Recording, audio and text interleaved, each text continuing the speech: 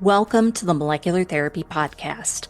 I'm Dr. Rory Bricker Anthony, scientific editor of the Molecular Therapy family of journals.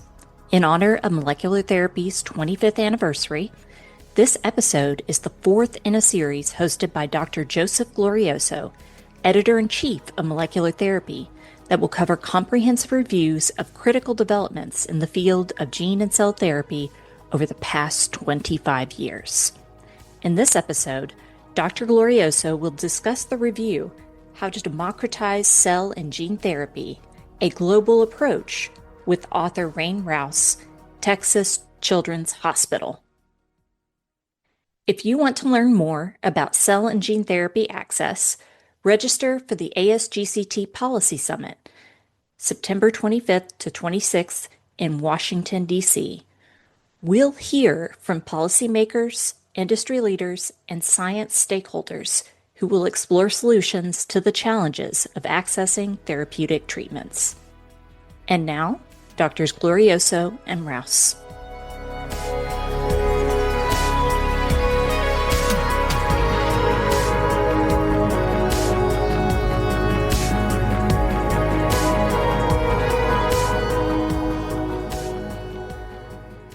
Good afternoon, everybody. And Rayne, it's so nice to see you. I mean, you too. how's the weather down there? Is it hot? It is. It's giving us a taste of what the summer will have in store. It's a mild 90 degrees with probably 100% humidity. Right. Just a warm up for summer. Yeah. So I wanted to first of all compliment you on what a wonderful review you wrote on democratizing gene therapy, and you pointed out some things that I kind of knew, but I wasn't really paying that much attention to. But the complexity of this is unbelievable, and it depends a lot on preparation of products and so on. Absolutely. And the cost of doing the clinical trials to develop them. I mean, it's amazing how complicated this is. So maybe what you could do is introduce yourself and then talk about things that you've encountered with democratizing gene therapy. Absolutely. So I am Rayne Rouce. I am a pediatric oncologist and physician scientist at Texas Children's Hospital within the Texas Children's Cancer and Hematology Centers. And I also have a position within the Center for Cell and Gene Therapy that's affiliated with Texas Children's. We call it TCH, and Baylor College of Medicine. And importantly, I lead community outreach and engagement for our comprehensive cancer center called the Dan L. Duncan Comprehensive Cancer Center. So I say all of this as background because I'm someone who has worked in the lab and worked on developing these cell and gene therapies, but I also lead early phase clinical trials of patients receiving these therapies and also lead our commercial CAR T cell program. But I also work with the community and with patients and patient advocates to talk about how we can make these therapies more accessible. So I think none of us can argue with the fact that the cell and gene therapy space has really grown tremendously in the past 25 years. And doing this kind of anniversary manuscript for the anniversary issue for molecular therapy was really exciting because I think it gave me an opportunity to look at how far we've come, but also to look at how far we have to go. And so I think that the biggest issue is we know these therapies are very complex. We know that because we create them. We know that we genetically modify them. We know that they often require a starting product from a patient who, depending on the disease, may have been very heavily pretreated or may be very young. We know that it requires a robust manufacture infrastructure. We know that the regulatory aspect is quite complex. And the more kind of fancy our therapies are, the more complex the manufacture and the regulatory structure But I think what sometimes people don't recognize as much is that because of the complexity, the cost is very high, and there is often a gap between us creating these really promising therapies and getting them to patients. And that gap is something that it's not inherent on only a pharmaceutical company sponsor or only a researcher or only a hospital system or only a federal or private payer to fill. So there's just so many complexities that happen at every step of the process. And when you think about it, for a single patient or for groups of patients, in high income countries, much less in low and middle income countries, sometimes it can seem like the road to these therapies is not a viable road, is insurpassable. And so, we've done a really good job for a really long time of identifying the barriers, but often in silos. And so what we wanted to do is really put them all together and not only identify the barriers, but really share some of the ways people have been able to start to address those and some thoughts about how we globally as a cell and gene therapy community can work together to truly try to, meet our goal, which is to get these therapies to as many patients that are eligible as possible. Thank you. Well, I guess the field really started out trying to treat single gene diseases, right? Single Right, gene mutations, right. because it was usually an orphan population, Exactly. and while there were few patients, the need was very high, and Right, regulatory issues were less difficult, I would right. say. But actually, the downside of that was the commercialization side of it Yeah, didn't stand up. And pharmaceutical industries, even if there's a therapy out there, couldn't pursue it because their investors didn't like that or their yeah, stock. So I guess it's moving forward, like with sickle cell anemia and so on, right. and some of the cancers, I think, which are treated with cell therapies. But I guess you predicted that there would be by 2030 be 5,000 gene therapies, probably for all Yeah, kinds of things, not yeah. just In clinical trials, cell. absolutely. Yeah. So I think this is a problem we really have to solve because otherwise, we're doing work that never is going to get to patients. Yeah, absolutely. And I think that you hit the nail on the head. I mean, the thing is now you name it, there's an indication for a cell therapy or for a gene therapy or for a gene modified cell therapy. And the good news is that a lot of the infrastructure that exists, and not just infrastructure in the sense of manufacturing infrastructure, but infrastructure in the sense of regulatory practices that have worked, of reimbursement policies and practices that have worked, of mechanisms to have a streamlined approach to getting patients to these therapies, even if they have to seek them outside of their home state. These infrastructures exist, but also we've identified some of the problems. And fortunately, because these diseases are more, we're now focused on treating a broader range of diseases. Many different people are putting their heads together. And there are some models that have worked in different countries, depending on your regulatory infrastructure, your reimbursement infrastructure. And I think one of the things that's most challenging is that this is not a one size fits all approach. There's not a one size fits all for every disease. There's not a one size fits all for every product, for every country, because the regulatory practices are so different. The hospital systems and how healthcare is paid for is very different. But I think the really promising thing is that leaders in the cell and gene therapy space around the country are really working together to look at models that have been successful and to use what we've learned from the CAR T space, for example, and extrapolate that to the gene therapy for hemoglobinopathies space and extrapolate what we've learned from some of the neurological and muscular diseases. That has been really exciting, and bringing together people who are in the manufacturing and kind of an investigator space, but also people in the nonprofit space and people in the more regulatory affairs and policy space. And I think that's what's really needed. Yeah, great. I think one of the things that's been difficult, even with use of viral vectors, has been the cost of manufacture. And Absolutely.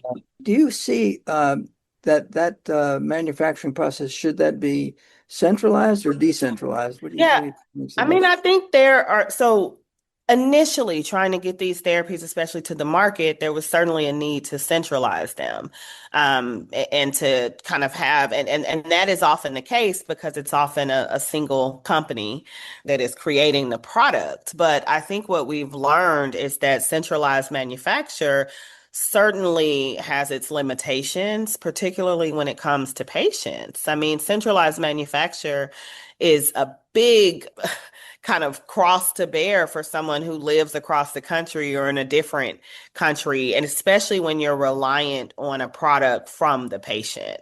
It also limits the kind of input of the treating provider who is helping take care of that patient. With centralized manufacture, you often are manufacturing, there are constraints, number one, because the demand, the need, the number of patients who need the therapy is typically higher, especially when you look globally, than the number of manufacturing spots that are available. But also, it takes away some of the decision making that clinicians are typically accustomed to making, where they're identifying the order in which patients need to be manufactured, et cetera. And so there have been many successful decentralized models that operate as these kind of hub and spoke models, where you have decentralized manufacture that may be the same product made the same way, but at multiple places in a country. And you can distribute the cells out, because we're certainly not at a place where we can have,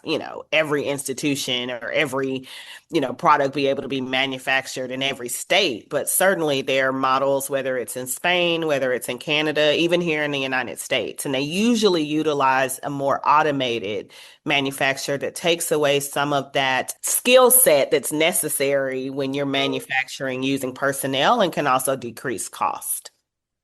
Right. You mentioned the cross approach. Yeah. This is, I guess, a nonprofit Yeah. organization. Is creating manufacturing facilities on wheels or Yeah. something where they can bring Yeah. them to different hospitals and they're totally contained. Do you think Yeah. that could be done globally or?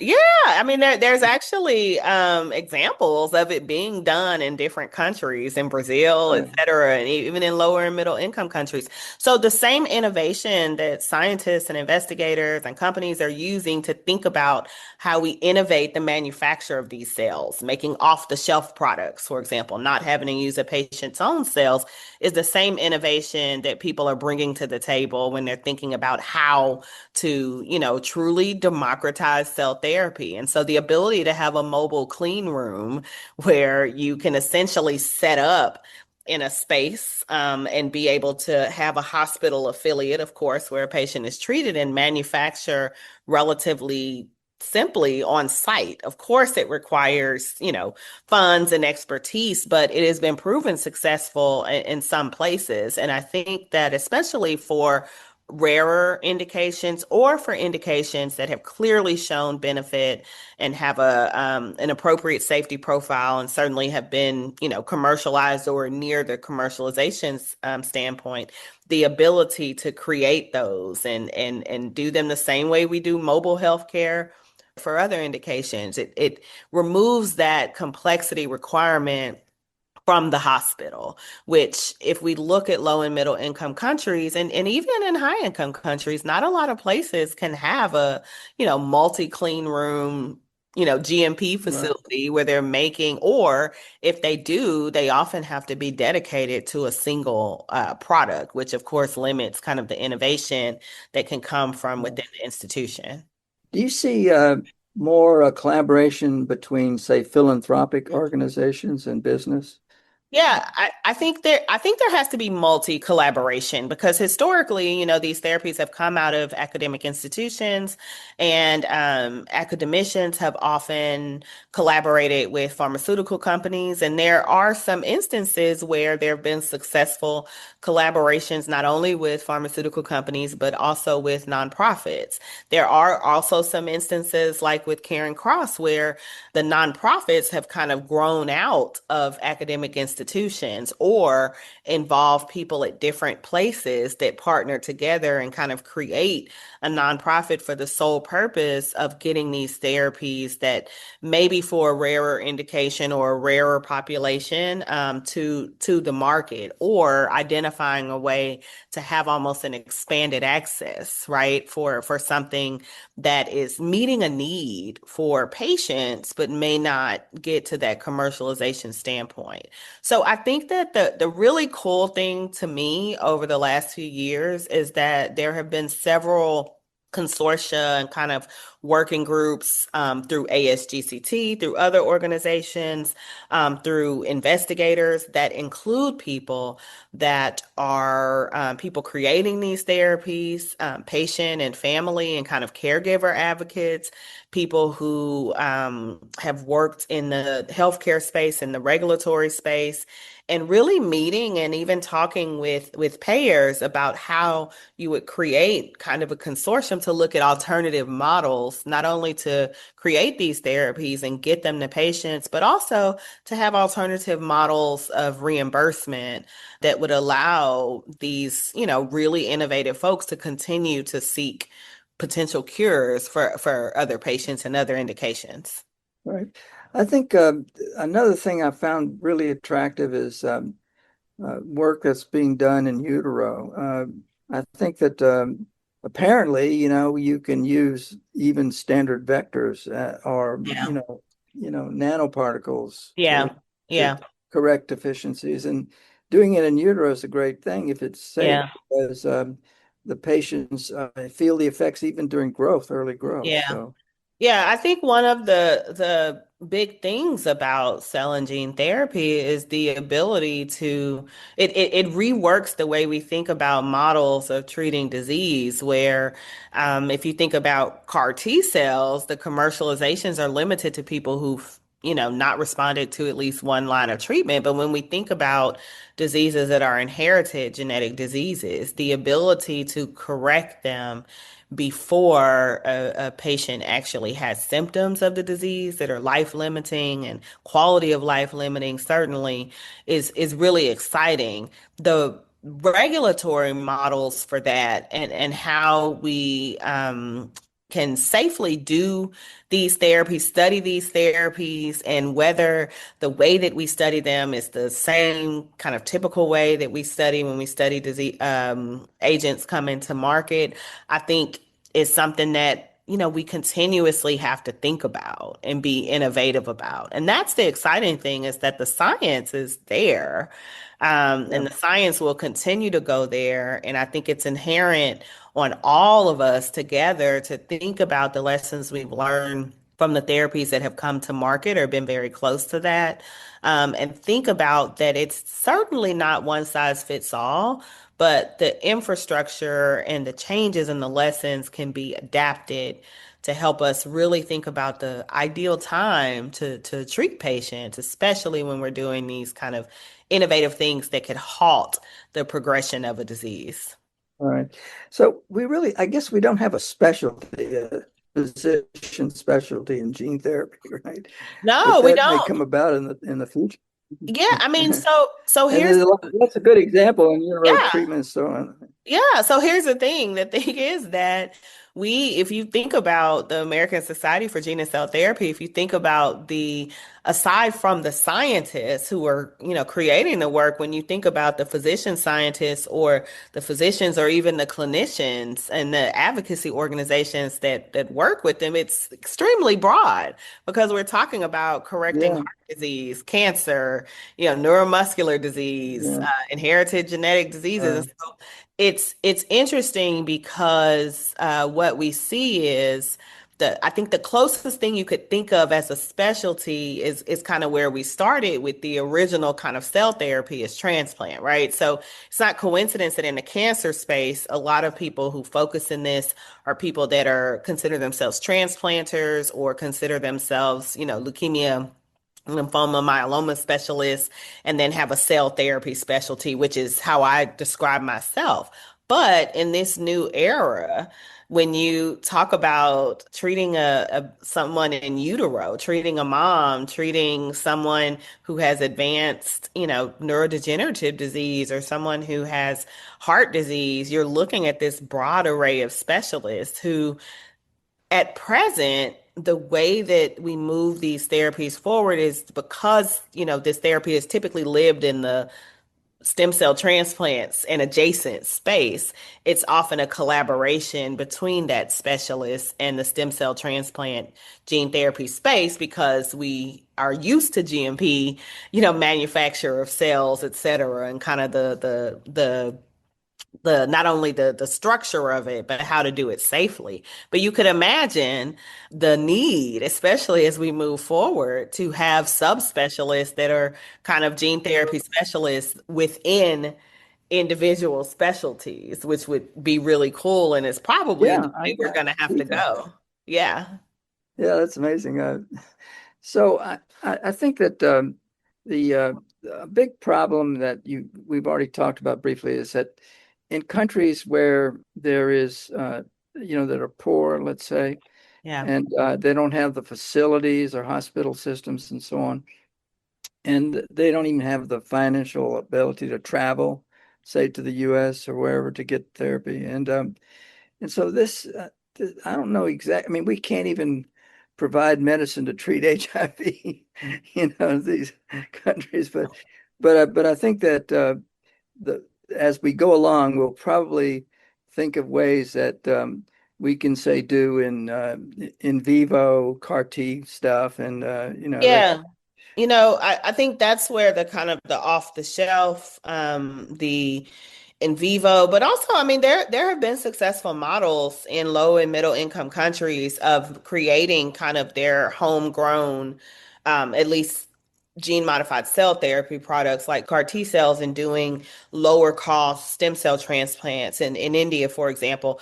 And the model is often using reagents, using supplies, using personnel from within the country. Karen Cross has some examples of being able to go into countries and kind of deploy and mobilize, but it still is often a limited number of people that can be served. I really think that the off the shelf models of being able to supply something that is not requiring something being made from the patient when it comes to cell modified gene therapies, and then in vivo, of course. And we recognize that this isn't going to work for everything, but having simplifying the infrastructure that appears to be required would go a long way. And these examples that we have of successfully being able to do that are good examples of how we can go into countries that don't have that pre-existing infrastructure and really kind of question how much infrastructure is actually needed. And I think these models have really kind of shone a light on that, making us all kind of take a step back and rethink what you truly need to be able to do this safely and effectively. Yeah, it seems like you could share information or reagents that jump Absolutely. over the fence a little bit, right? That's another, when you break this down and you think about there's the financial aspects, there's the manufacturing and regulatory and kind of bottleneck aspects, there's patient related, et cetera. When you think about the reagents and just the cost and the regulatory aspects that are required, many have, really tried to push for the ability to share the information, share the reagents, and reduce some of the hurdles and kind of the lengthy time to validate when you're using shared reagents. And some of these kind of hub and spoke models have really done that, and there are successful models in other countries that I think will probably be a bit easier for some places to follow than others. Yeah. Do you see in terms of regulatory issues, for example, in Europe, has Yeah. regulation of gene therapy been harmonized with the United Yeah. States? Yeah, it's not been harmonized, but there are successful. If you think about Spain, for example, where the one thing that they do have is they have hospital exemption pathways. So if a therapy has been shown to be beneficial and safe, for example, I'll say a CD19 CAR T cell or Right. BCMA CAR T cell for myeloma, the ability for academic investigators to create one that has the same profile, essentially, often using automated techniques and be able to deploy that through hospital exemption pathways. It's lower cost. And the way that they're regulated is different. So they don't have the same kind of FDA or EMA approval, but they do have the reason they're able to do this is they have very stringent reporting requirements appropriately, right? And so on the front end, they're able to get these therapies to patients in need, but they also are still regulated in a manner that is safe and effective and has been successful. The problem is that doing that on a broader scale for lots of different products, it will be challenging. And of course, the regulatory infrastructure in different countries is different. So while we can learn, a great deal from, some things that all of us can learn from each other in the field in different countries, we all kind of take those things into consideration and then have to adapt them to how that would work in our, respective countries. I have one more question part of the write-up was to discuss payers and who pays for all this. And if you have a multi-million dollar therapy or one and done kind of thing, Yeah. in the United States, do you get any help from Medicare, for example, or Yeah, absolutely. I mean, it's very challenging because these are high cost therapies, but we're not accustomed, especially with chronic or serious illnesses, we are not accustomed to one-time payments, right? Payers are certainly accustomed to covering the care and the cost over an extended period. So we absolutely. And I think that the payers have worked very hard as cell and gene therapy products are coming to market. Both public payers and private payers worked really closely with companies to talk about pricing and to talk about how that would work. And, even the government has put into effect these kind of, considering value-based payments or payments that are based on outcome. You know, Despite the support, it's would be challenging for any payer to pay these big lump sums initially, right? Especially when you have an infrastructure that has a shared budget. So it's one of those things where, I think it's inherent to all of us, even when we're creating these therapies, we have to think about the cost. We have to think about ways that we can reduce the cost of the manufacture of these therapies, because costing as much as they are is really challenging for any individual state or payer to sustain. And right? so Their it's budgets will run out pretty quick. exactly. So it's promising that everyone kind of seems to recognize to some extent the role of their piece and try to individually try to see how they can reduce costs in that way. And it's also promising that people are talking to each other and recognizing that there does need to be some change. And there have been some models that have been put out. Looking at gene therapy for sickle cell, for example, and different payment models, often based on feedback from societies such as ASGCT and ASTCT and American Society of Hematology. So that's something that is really, which takes into account the feedback of not only providers, but of people making the therapies, but also of patients and caregivers and nonprofits and regulators. So I think that's promising because we've identified the problems and also we're not underestimating the fact that it will take some work on behalf of everyone who's involved in trying to get these therapies to patients. Yeah, it's the are we there yet? Right. And we start, I mean, it's so exciting if you think about where we are with science, but I it know. also it gives us a, kind of slow your roll because we can get so far in science, but at every step we have to think about the delivery to the Of patient course, and yeah. the access for the patients. And I even my like we're all guilty of like this is so exciting, but we're like, how is it functionally going to work That's for true. the patients in need? That's true. Well, I don't want to keep you too long, but I just want to say that it's been a really fascinating discussion with a real expert. And Thank you. and I think that, the future it remains to be seen how we're Yeah. gonna get there with this, but there's some significant hurdles for providing these Yeah. complicated therapies to many people. And also excitement though. I mean, I'm Oh yeah, excited. It's worth being excited about because it's requiring experts in all different facets around exactly. the world to put our heads together and think about how we do this and talk about what works and talk about what doesn't work. And we all have the same goal. We all want to get the therapies to the patients. So I think as long as we keep our eye on that prize, then we'll be Yeah. good to go. Okay. Well, great. Again, thanks so much, and I really enjoyed our conversation. Thank you. Same. Okay.